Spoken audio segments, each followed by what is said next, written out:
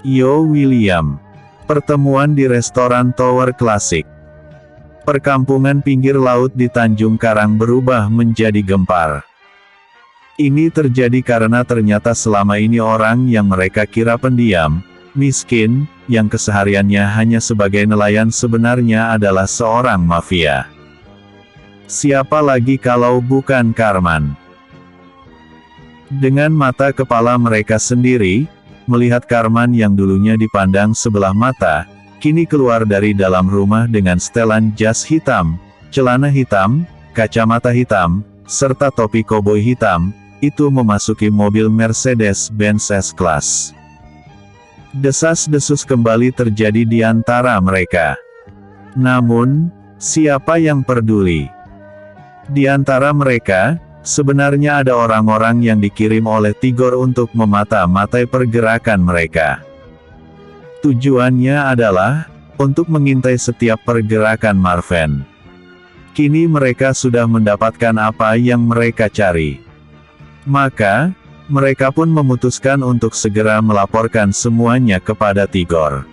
Kriting. Halo, Bang. Kami ingin memberitahu bahwa Karman sudah dijemput oleh Marven. Bagus. Sekarang, kalian segera kembali ke kota Kemuning. Sisakan hanya satu orang saja di sana. Siap, Bang. Tigor meletakkan ponselnya di atas meja. Bagaimana Bang? Tanya Ameng. Semuanya persis seperti yang kita harapkan. Karman saat ini sudah kembali ke sisi Marven. Jawab Tigor. Ini kabar yang sangat baik sekali. Oh ya? Apakah sudah ada kabar dari mata-mata kita di tempat yang lain? Tanya Ameng lagi. Justru karena itulah aku memanggil kalian ke rumahku ini. Saat ini, orang-orang dari Hong Kong telah berdatangan. Menurut informasi yang aku dapat, mereka sudah mulai berkumpul di kota Tasik Putri, dan juga Kuala Nipah. Aku akan segera menemui ketua sebelum membagi-bagikan tugas kepada kalian. Mereka bergerak sangat cepat, gumam Ameng sambil menatap ke wajah Acong yang duduk di sampingnya. Belum lagi Tigor maupun Acong membuka mulut, kembali terdengar suara dering ponsel milik Tigor. Tigor segera menyambar ponselnya yang terletak di atas meja. Lalu menjawab panggilan tersebut. Halo geng. Bang. Mereka telah tiba di Kuala Nipah. Kehadiran pengusaha dari Hong Kong ini sepertinya disambut dengan sangat antusias oleh seluruh penduduk di kampung ini. Apa katamu? Bagaimana bisa? Sepertinya, mereka sudah lama merencanakannya. Ternyata mereka sudah mendirikan koperasi simpan pinjam. Mereka juga menampung hasil tangkapan ikan oleh para nelayan dengan harga yang tinggi. Kehadiran mereka seolah-olah seperti malaikat pembawa rahmat bagi orang-orang kampung Kuala Nipah. Baiklah geng.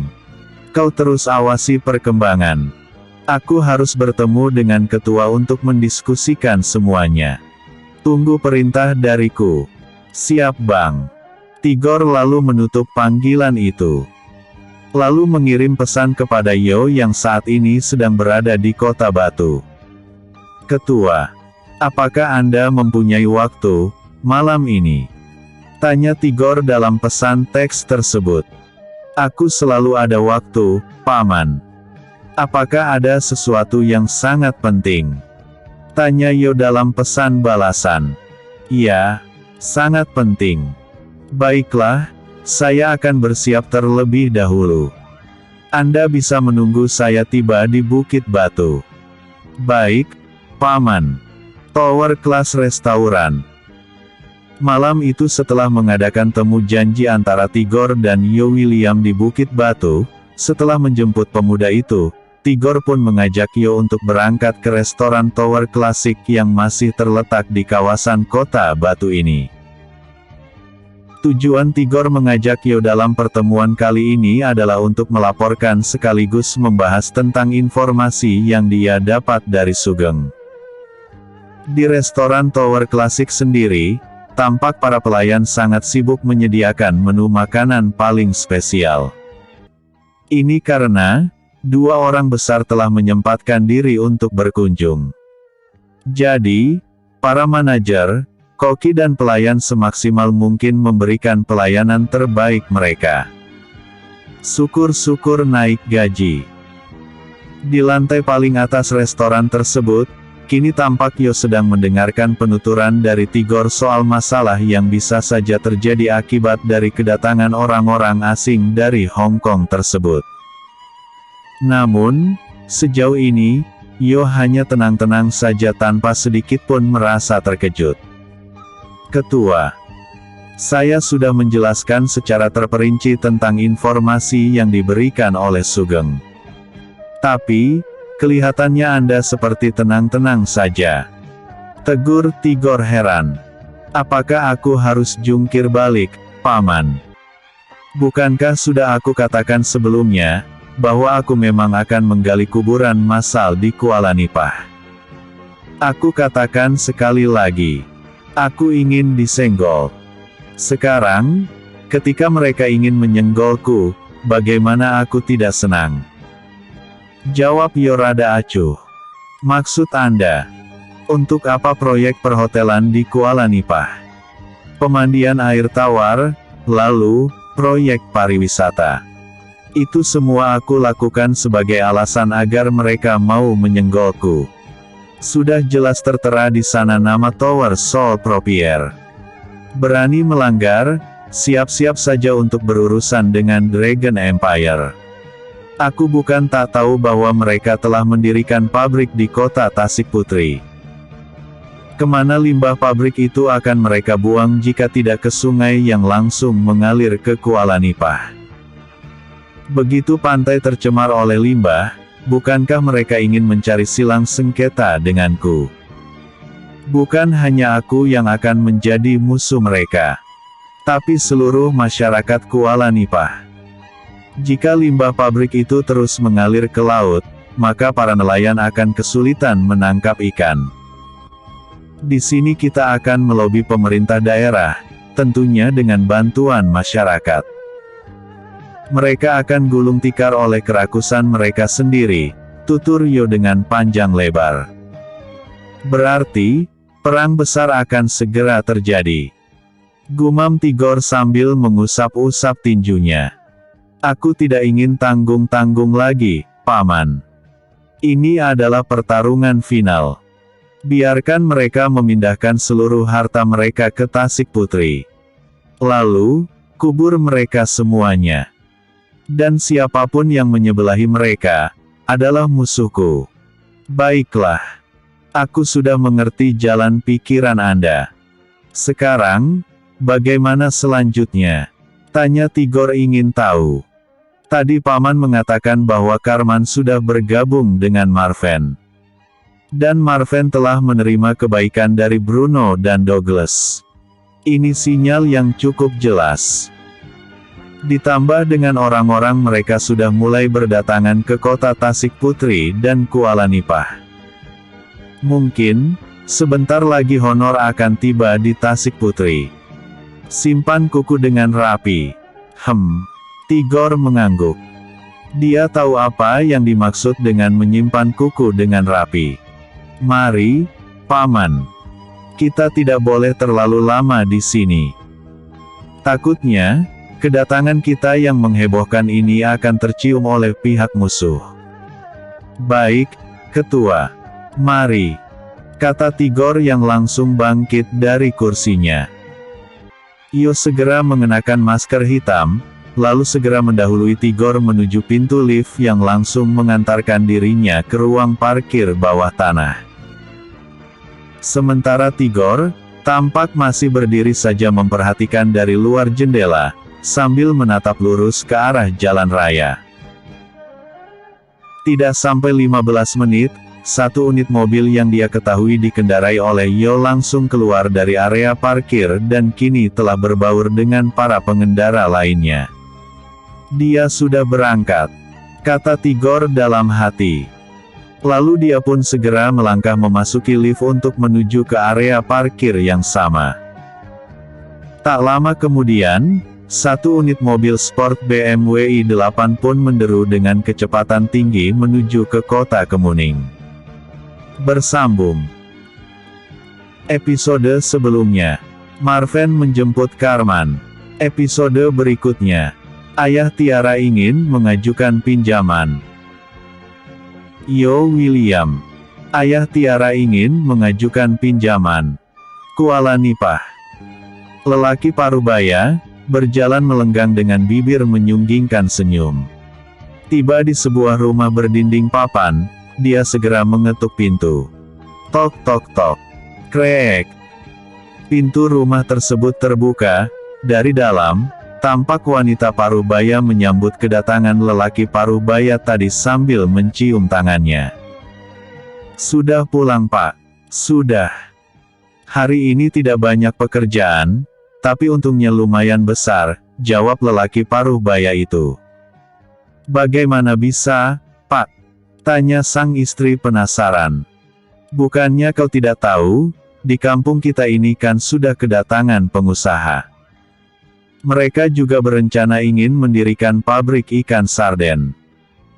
Semua ikan tangkapanku telah mereka borong semuanya dengan harga tinggi, jawab lelaki parubaya itu duduk sambil berkipas-kipas menggunakan topi. Wah, kalau dari dulu begini, kemungkinan masyarakat di kampung ini akan makmur. Coba saja dari dulu ada seorang yang mau menampung hasil tangkapan ikan dengan harga yang memadai. Bu, aku berencana untuk meminjam uang di koperasi simpan pinjam yang mereka dirikan.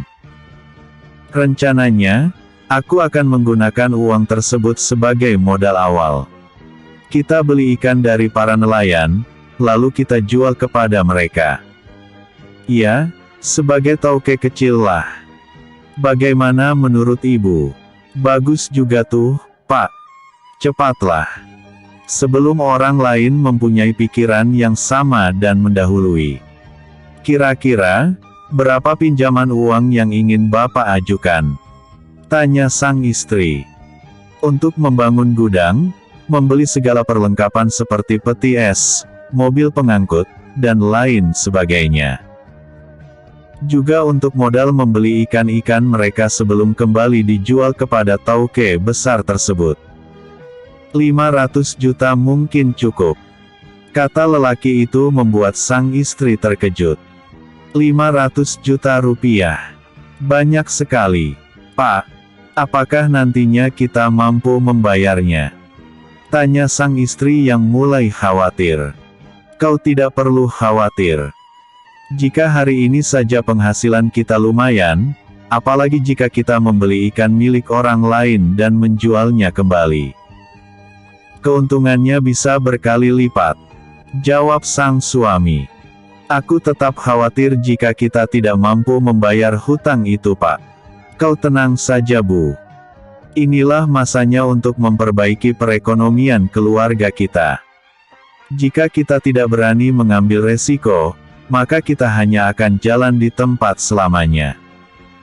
Tiara juga butuh biaya untuk kuliah. Kasihan anak itu. Dia satu-satunya putri kita, tapi selalu mengalami kesulitan, tegas sang suami. Iyalah Bang. Kalau memang begitu, coba saja. Lalu, apa jaminan Abang untuk meminjam uang sebanyak itu? Tanya sang istri. Rumah ini beserta tanahnya. Lalu, aku berencana untuk menyerahkan surat tanah kebun kelapa warisanku kepada koperasi simpan pinjam itu. Semoga saja itu cukup untuk meyakinkan mereka, jawab sang suami. Sang istri, walaupun tampak sangat khawatir, tapi dia tidak bisa mencegah kemauan yang keras dari suaminya. Dalam hati dia berdoa, semoga saja ini bukan awal malapetaka yang akan menimpa keluarga mereka, dan juga masyarakat kampung Kuala Nipah ini. Ayah, Ibu, aku pulang. Teriak seorang gadis berusia sekitar 20 tahun dari arah halaman rumah berdinding papan tersebut. Sepasang suami istri Parubaya yang tadi sedang serius membahas rencana meminjam sejumlah uang kepada pihak koperasi simpan pinjam untuk dijadikan modal usaha tersebut segera menghentikan diskusi mereka. Dengan senyum mengembang di wajah kedua pasangan Parubaya itu, mereka berdua segera menyambut gadis tadi. "Kau sudah pulang, Tiara?" tanya sang ibu sambil membelai rambut gadis yang baru saja tiba tadi. "Iya Bu. Tiara rindu sama ibu dan ayah," jawab gadis itu. "Bagaimana dengan kuliahmu, Nak?" Kini gantian sang ayah pula yang bertanya. "Alhamdulillah semuanya berjalan dengan lancar." "Oh ya. Tiara lihat, sepertinya ada sesuatu yang sangat serius nih," tanya sang gadis sekaligus menebak. Pasangan Parubaya itu saling pandang sejenak. Sepertinya mereka saling meminta pendapat, apa yang harus mereka katakan kepada putri semata wayangnya ini. Setelah beberapa saat sang gadis menunggu, akhirnya sang ibu pun menjelaskan juga semua yang tadi mereka diskusikan. Meminjam uang di koperasi. Pasti bunga yang mereka pasang sangat tinggi, kata Tiara. "Itulah, ayahmu. Semuanya ini untuk kita juga. Demi sebuah kesuksesan, semua orang harus berani mengambil resiko. Lebih baik gagal, namun sudah mencoba, daripada tidak gagal, tapi tidak juga berhasil dikarenakan takut dalam mengambil resiko," kilah sang ayah membela diri. "Aku khawatir bahwa mereka ini adalah orang-orang yang diceritakan oleh Yos sebagai musuhnya," gumam Tiara antara terdengar dan tidak. "Apa yang kau katakan Tiara?" tanya sang ayah. Tidak. Kapan rencana ayah akan mengajukan pinjaman?" tanya gadis itu. "Ayah masih akan mengurus persyaratannya. Mungkin 2 hari lagi baru ayah akan mengajukan permohonan pinjaman. Kalian bantu saja dengan doa," jawab si ayah. "Tiara permisi dulu Bu. Tiara capek. Mau istirahat dulu." "Tiara, kau tampak sangat kusut. Apa kau bertengkar lagi dengan Yo? Kali ini, masalah apa lagi?" ejek sang ibu. "Sudahlah Bu. Jangan sebut nama dia. Aku malas," kata gadis itu. Lalu, dia pun buru-buru pergi untuk menghindari pertanyaan yang mungkin akan sangat sulit untuk dia jawab. Sepeninggal Tiara, kedua orang tuanya hanya geleng-geleng kepala melihat tingkah anak gadisnya itu. "Sudahlah. Mereka masih kecil. Masih labil," kata sang ayah sambil menyandarkan tubuhnya di kursi. Bersambung. Episode sebelumnya. Pertemuan di restoran Tower Classic. Episode berikutnya. Pertemuan Alban dan Tiger Lee. Yo William. Pertemuan Alban dan Tiger Lee. "Paman Zack, apakah semuanya sudah siap?" tanya Honor kepada bawahannya. "Semuanya sudah dipersiapkan. Hanya saja, aku masih belum menemukan keberadaan Tiger Lee." "Entah di mana keberadaannya saat ini," jawab Zaki. "Dia mungkin masih marah kepadaku. Biarkan saja dia mendinginkan dulu hatinya yang masih panas. Yang penting, kau siapkan semuanya. Kita akan berangkat besok pagi ke Indonesia. Aku sudah tidak sabar untuk segera menguasai peta bisnis di negara itu." "Baiklah, Tuan Besar. Satu lagi. Jangan ada yang tahu keberangkatanku ke Indonesia. Terutama, keluarga Liu. Aku tidak ingin diekori oleh Rebecca." Gadis itu, benar-benar membuatku mau muntah angin. "Bukankah Rebecca itu cantik, Tuan?" Brusak. "Au." Tampak tubuh Zaki terhempas ke lantai karena didorong dengan keras oleh Honor. "Jaga bicaramu. Jika aku mengatakan tidak, sampai kapanpun tetap tidak." bentak Honor setelah mendorong tubuh Zaki dengan kasar. Mengapa Anda begitu marah sedangkan saya hanya mengatakan sedikit saja tentangnya? Jika begini, semua orang akan meninggalkan Anda. Jawab Zaki yang langsung bangkit dan meninggalkan ruangan itu. Meninggalkan aku, berarti menggali lubang kuburannya sendiri. Menggelegar teriakan Honor Miller. Di tempat lain, seorang lelaki parubaya sedang duduk berhadap-hadapan dengan pemuda berusia sekitar 22 tahun. Sepertinya, mereka sedang serius membicarakan sesuatu. Lelaki parubaya itu adalah Tiger Lee.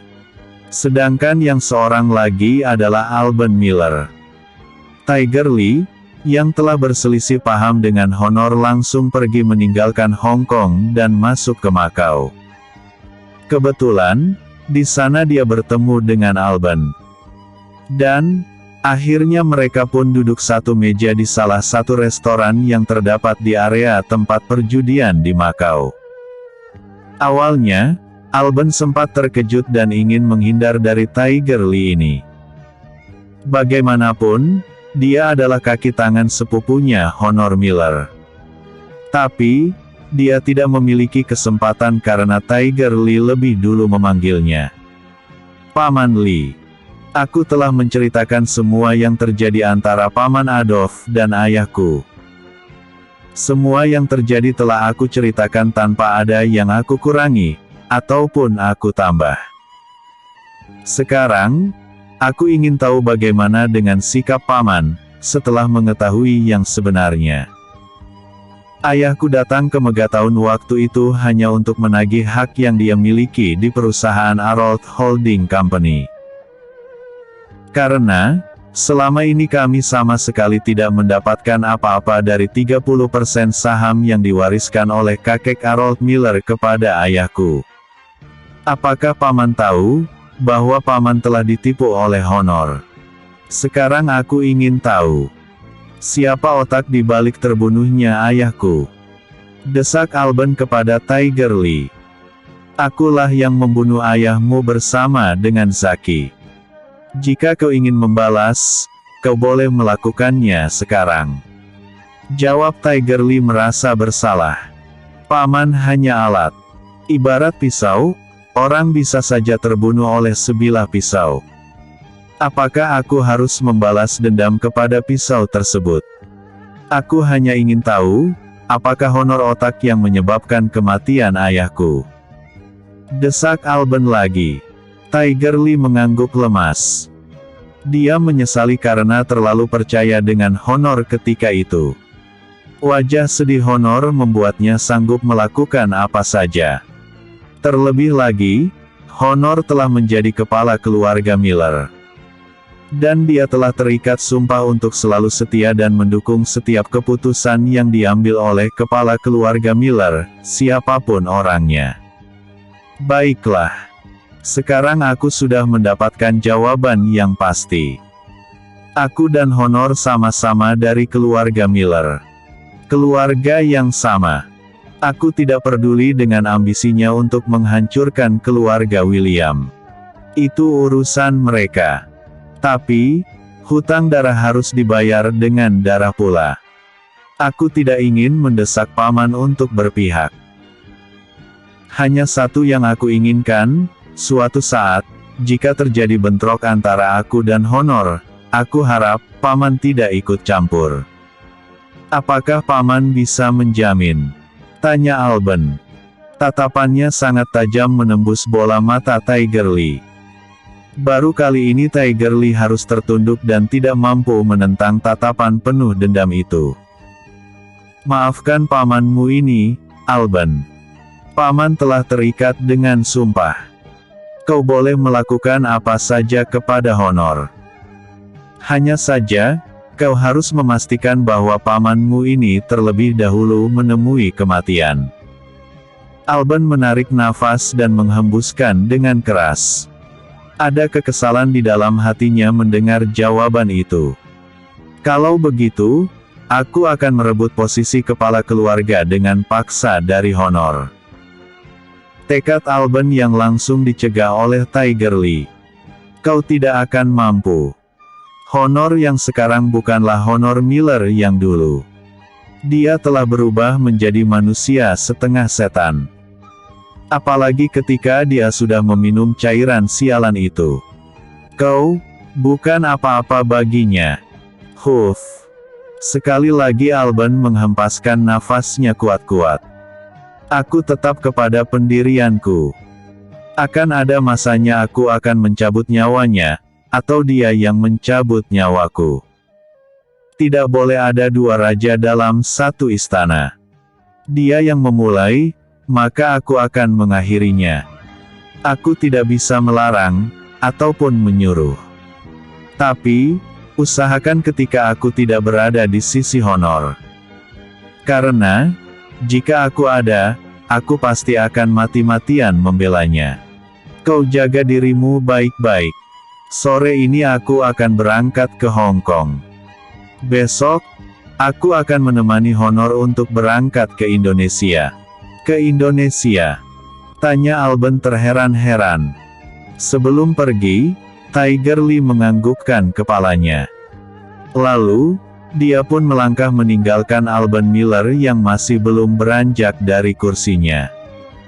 Indonesia. Berarti, aku harus segera menghubungi Yo. Berpikir sampai di situ, Alban Miller pun langsung mengeluarkan ponselnya, lalu dia segera mencari kontak Yo dan mulai melakukan panggilan. Kak Alban, kau meneleponku? Tanya satu suara di seberang sana. Bagaimana kabarmu, Yo? Tanya Alban. Hahaha, kabarku baik. Bagaimana dengan kabarmu? Tanya Yo. Kabarku juga baik. Yo. Aku mendapat kabar dari sumber yang sangat terpercaya, bahwa, besok Honor dan rombongannya akan segera berangkat ke Indonesia. Wah. Ini kabar yang sangat baik. Kapan kau pula yang datang ke sini? Tanya Yo setelah tertawa. 3 hari dari sekarang. Apakah tidak apa-apa? Tidak Kak. Semakin cepat, semakin baik. Semakin cepat pula kau akan menjadi kepada keluarga Miller. Kata Yo bercanda.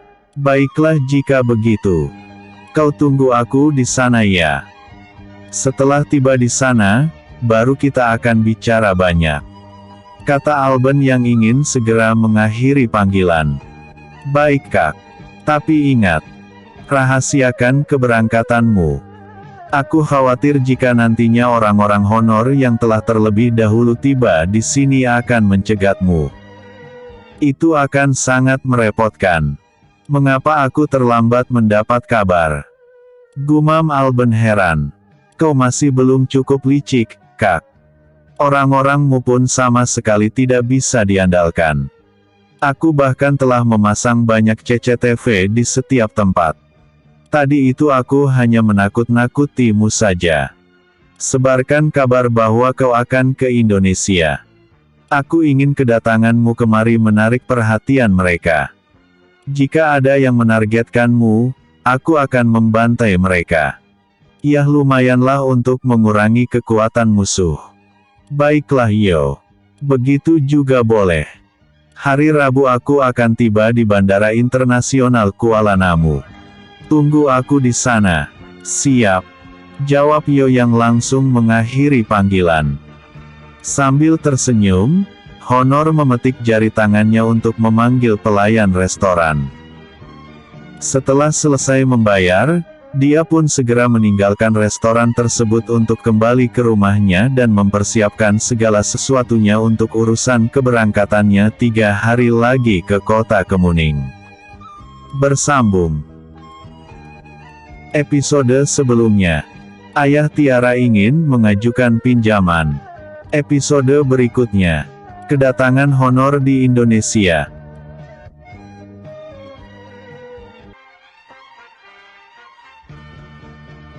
Yo William. Kedatangan Honor di Indonesia. Hari ini, tanggal sekian, bulan sekian, tahun sekian, adalah hari yang sangat ditunggu-tunggu oleh kedua belah pihak. Baik itu dari pihak Marven, maupun pihak Yo. Terlebih lagi Marven. Karena, hari ini adalah hari kedatangan Honor Miller dari Hong Kong. Tentu saja dia merasa senang. Karena, sebentar lagi akan mendapatkan kucuran dana bagi perusahaan Martins Group miliknya yang telah lama mati suri.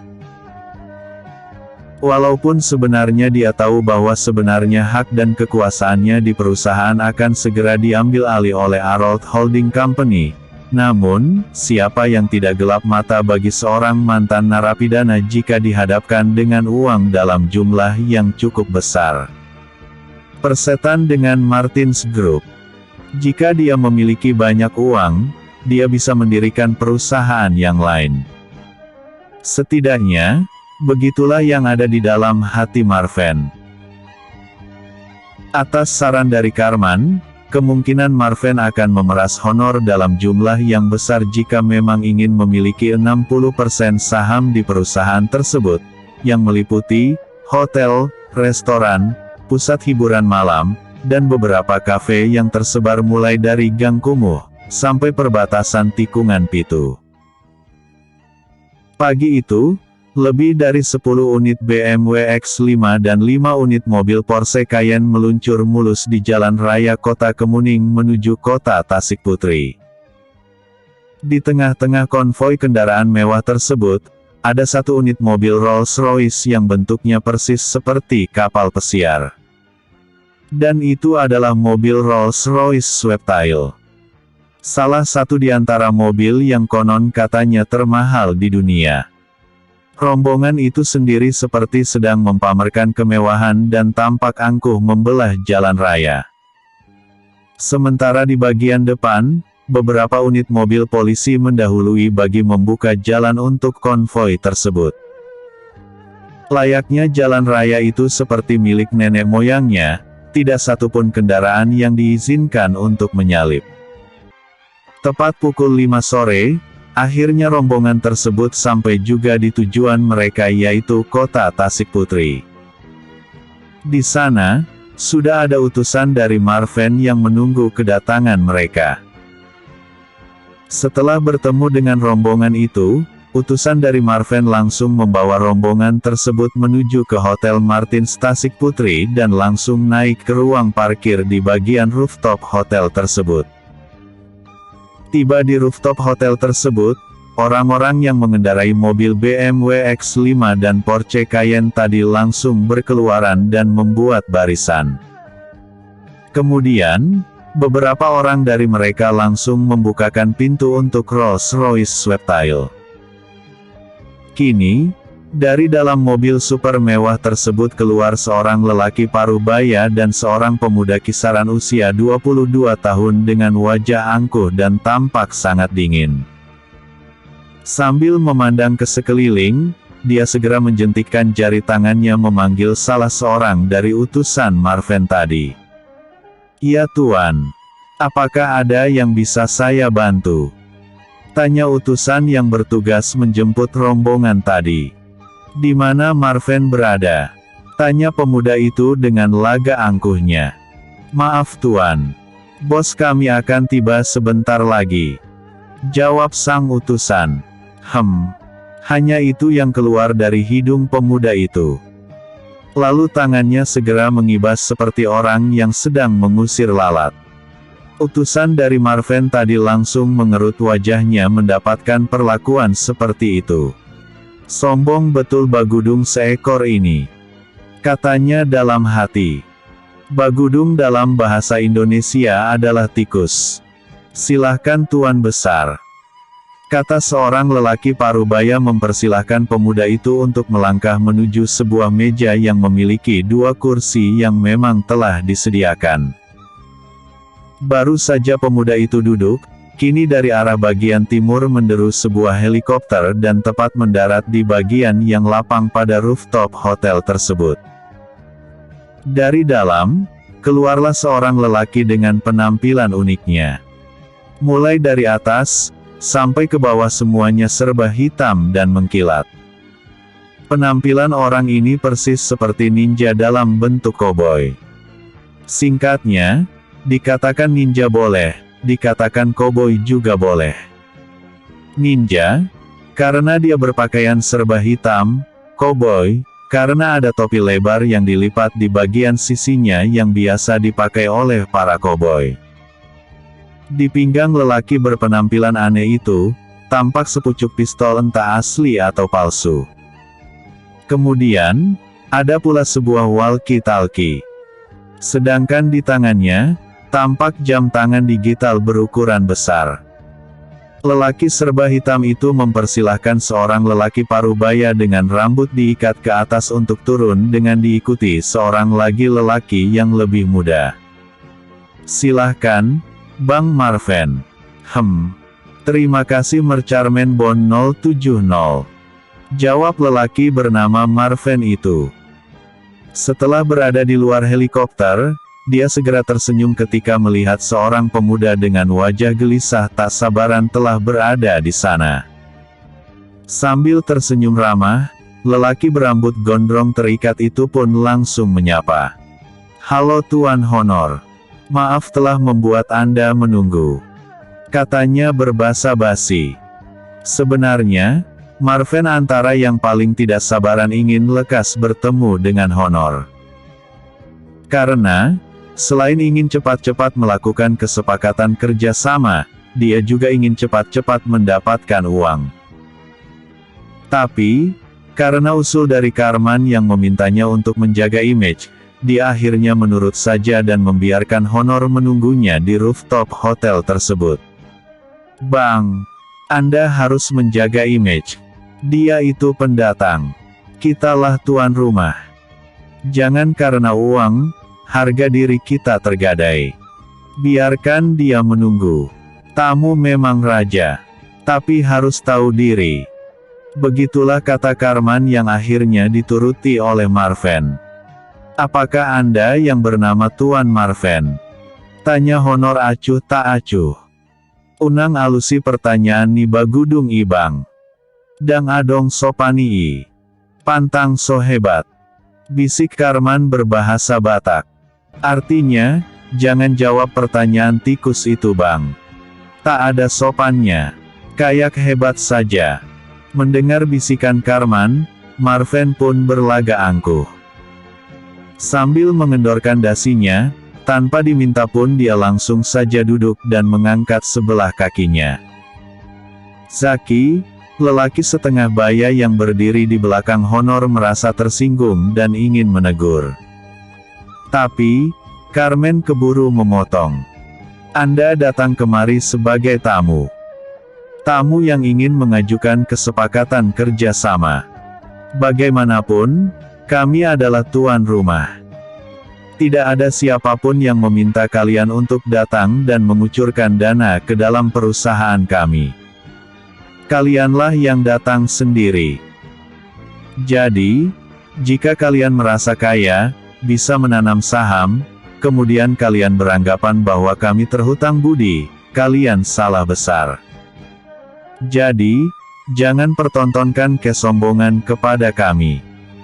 Jika ingin sombong, datang ke rumah biar aku ajari cara sombong yang benar." Merah pada wajah Zaki mendengar perkataan dari Carmen tadi.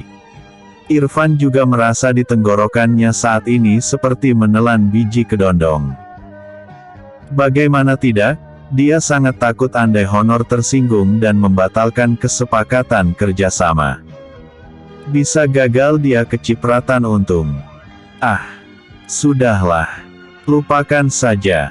Anda memang benar. Saya adalah Marven. Pewaris dari Martins Group, jawab Marven menengahi. Dia tidak ingin terjadi pertengkaran antara Zaki dan Karman. "Hahaha. Maafkan anak buah saya. Tapi, orang yang serba hitam itu. Aku suka selera humornya," kata Honor memaksakan tertawa. Episode sebelumnya. Pertemuan Alban dan Tiger Lee. Episode berikutnya. Kesepakatan kerjasama itu terlaksana.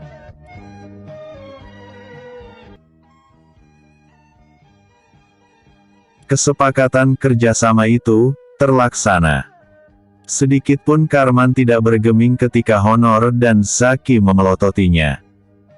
Baginya, dia harus membuat keretakan antara Honor dan Marven, Marven dan Irfan, serta Irfan dan Honor.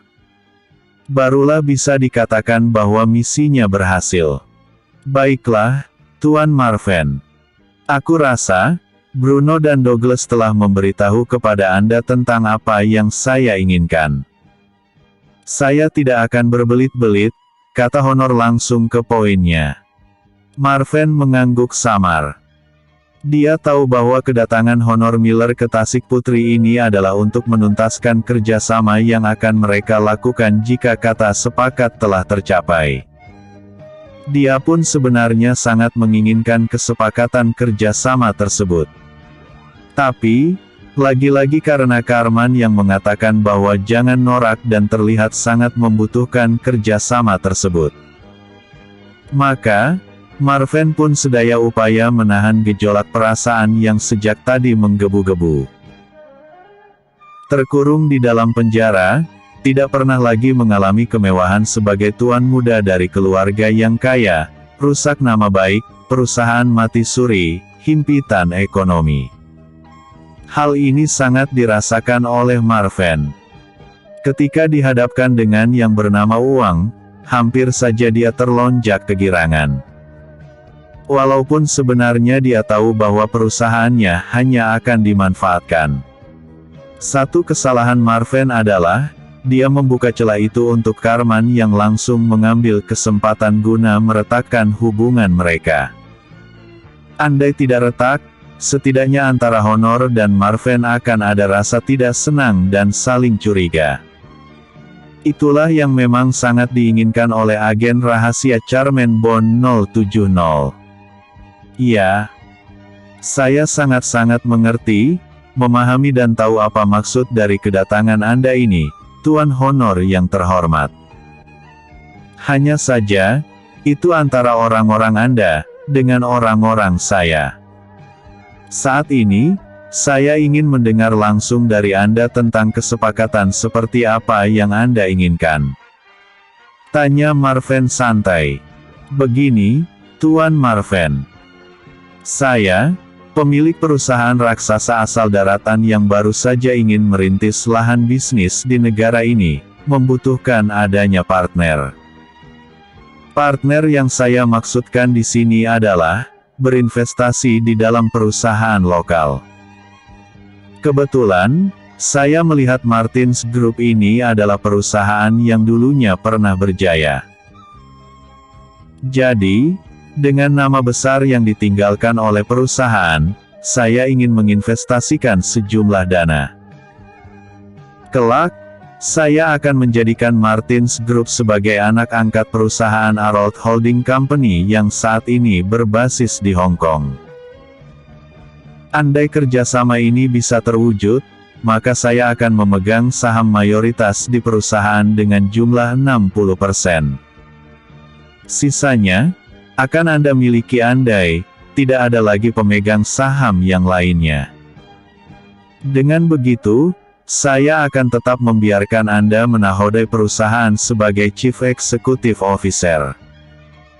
Hanya saja, keputusan mutlak berada pada Executive Chairman dan juga Arold Foundation. Anda bisa terus mengoperasikan perusahaan sebagai CEO yang meliputi hotel, restoran pusat hiburan, kasino, pabrik ikan sarden yang akan didirikan di Kampung Kuala Nipah, beserta pabrik minuman dan makanan instan di dekat jembatan Tasik Putri ini, kata Honor membentangkan rincian kerjasama tersebut. Begitu. Saya sepertinya sangat tertarik dengan penawaran ini. Hanya saja, berapa dana yang akan Anda kucurkan, dan juga, berapa biaya yang akan ada tawaran untuk memiliki 60% saham di Martins Group? Tanya Marven mulai memancing. Terus terang saja, Tuan Marven. Saat ini, nilai pasar perusahaan Anda benar-benar anjlok. Kami sebenarnya selain ingin membantu. Tunggu. Tunggu dulu, Tuan Honor. Apa maksud Anda dengan nilai pasar perusahaan yang anjlok? Terus terang saja saya katakan, bahwa Martins Group masih memiliki nama besar. Aku hanya butuh waktu setahun untuk mengembalikan kejayaan perusahaan ini. Jika Anda menganggap bahwa perusahaan saya ini tidak memiliki nilai pasar, mustahil Anda rela datang dari Hong Kong untuk bertemu dengan saya. Atau, apakah Anda memiliki maksud yang terselubung? Tembak Marven tanpa berbasa-basi lagi. Hahaha. Saya suka dengan gaya Anda, Tuan Marven. Tepat ke sasaran. Baiklah. Uang bagiku bukanlah masalah besar. Katakan saja. Apakah $1 miliar cukup? Saya akan memberikannya dalam bentuk cek. Hanya saja satu yang perlu Anda ingat. Apakah Anda mempunyai musuh? Jika punya, Anda harus tahu dengan siapa dia beraliansi. Aliansi dari musuh Anda adalah musuhku. Inilah investasi yang aku maksudkan. Dalam hati, Honor tidak henti-hentinya memaki Marven. Dasar katak yang baru bebas dari bawah tempurung. Kuberikan 1 miliar, 1 triliun akan aku raup dari negaramu ini dengan menggunakan nama perusahaanmu. Bahkan, pabrik ikan sarden itu bukanlah sarden sungguhan. Melainkan, guna mempermudah aku untuk menggelapkan obat-obat terlarang dalam skala besar. Jika Anda sudah berkata demikian, baiklah. Maka saya tidak akan sungkan lagi. Anda bisa mentransfer uang tersebut ke dalam rekening saya. Setelah itu, saya akan menandatangani dokumen pelepasan 60% saham di perusahaan kepada Anda. Masalah musuh, tanpa Anda sekalipun, saya akan tetap berjuang untuk membangun kekuatan dan saya pastikan saya akan segera menuntaskan dendam lama ini. Jawab Marven. Anda tidak tahu seperti apa lawan Anda, Tuan. Kalau hanya Tigor yang Anda maksudkan, sekuku hitamku pun dia tidak layak. Tapi, ada Future of Company yang berada di belakangnya. Ada organisasi Dragon Empire juga. Mendengar nama Dragon Empire ini, Marven langsung mengertakkan giginya. Dia ingat seperti apa dulu Dragon Empire memporak-porandakan pesta pernikahan dirinya dengan Butet. Dan dia ingat siapa yang mengundang organisasi Dragon Empire tersebut untuk datang. Orang itu adalah Tigor. Kini dia sadar bahwa dia memang harus memanfaatkan kekuatan Honor ini. Dengan begitu, kesempatan untuk membalas dendam sangat terbuka. Meskipun hanya 50-50. Setelah melalui proses negosiasi yang sangat panjang, akhirnya kesepakatan kerjasama tersebut pun terlaksana juga. Walaupun senyum di antara kedua belah pihak tampak mengembang, tapi sama sekali tidak ada ketulusan di sana. Baik Marven, maupun Honor sama-sama tahu bahwa mereka sama-sama tidak tulus. Di sini peran Karman ternyata sangat berhasil. Setelah bersalaman, akhirnya keduanya berpisah dengan Marven bersama dengan Karman dan Irfan kembali ke kompleks elit Tasik Putri bersama dengan helikopter sewaan mereka. Aku merasa bahwa mereka tidak tulus dengan kita, Bang. Ujar Karman setelah mereka tiba di Tasik Putri. Hahaha. Biarkan saja mereka. Perusahaan Martins Group tidak ada $100 juta.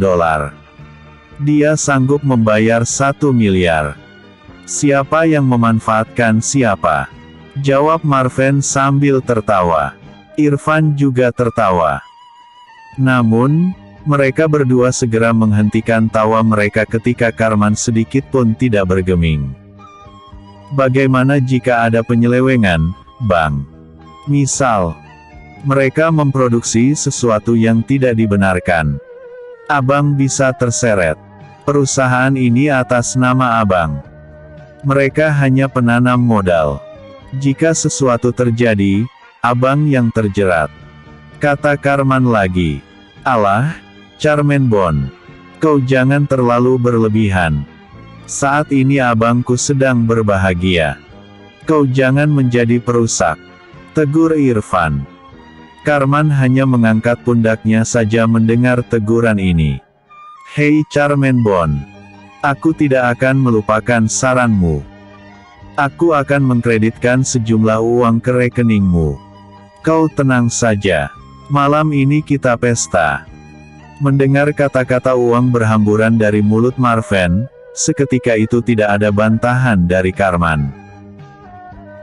Sambil mengeluarkan pulpen, dia segera menulis sederet angka dan nama bank, lalu menyerahkan kepada Marven. Apa ini? Tanya Marven heran. Hehehe. Ini nomor rekening saya bang. Jawab Karman sambil tertawa malu-malu seperti orang yang tidak punya dosa. Ah, sialan. Kau masih sama seperti dulu. Asal gerak, duit. Asal gerak, duit. Maki Marven. Tapi dia segera tertawa. Bersambung. Episode sebelumnya. Kedatangan honor di Indonesia. Episode berikutnya. Karman seperti gergaji.